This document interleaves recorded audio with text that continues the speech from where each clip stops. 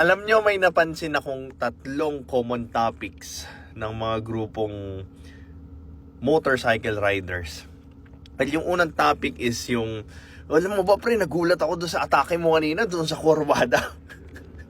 Yung mga pag-overtake nila na delikado. Di ba?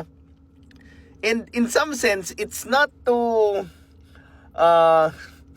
correct their actions, but to somehow glorify, praise, be at awe. Diba? Magalingan doon sa taong gumawa ng delikadong overtake doon sa kurbada. Pangalawa, yung motor.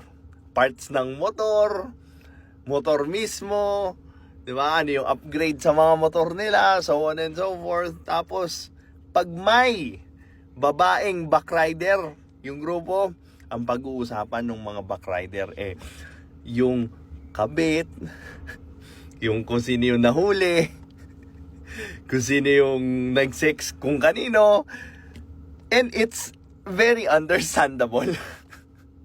Doon din nabubuhos ng mga backride nila yung pent-up emotions nila. Doon din nila na validate yung feelings, emotions nila towards their current relationship, so on and so forth. So, may nakakatuwa ba kayong na-observe na topic ng mga motorcycle riders? Well, comment nyo sa comment section. Pag-usapan natin. This is Pinoy Extreme. Have a good day.